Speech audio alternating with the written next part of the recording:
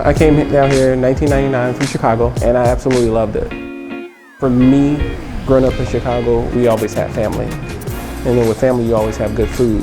Whenever we had gatherings or family get-togethers, there's always a time when we barbecued, we did a lot of soul food cooking.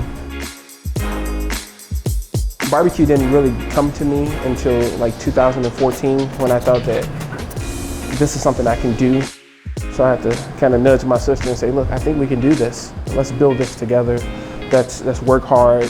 The most constant part of my upbringing has been my sister. So where she went, I went. Where we struggled together. And most of our successes, we celebrated together. So just like this, when we opened up, we was here together. I like to eat, so I figured if I put my own flavors, I like to give the people what I eat. And it's cooked with love. Our menu is very fluid, a lot of passion. Every case of tips we get comes in from Chicago.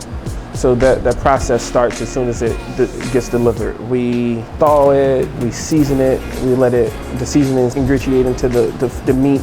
We smoke it, we barbecue it, and then we add our signature sauce, that Carolina vinegar-based barbecue sauce. We took that and then we kind of put our own little twist on it. And that's how we get our signature sauce, but it's top flight, secret. The community has really validated what we plan to do. I had a 7-year plan, like when we started, and within 3 years we kind of shattered all of that.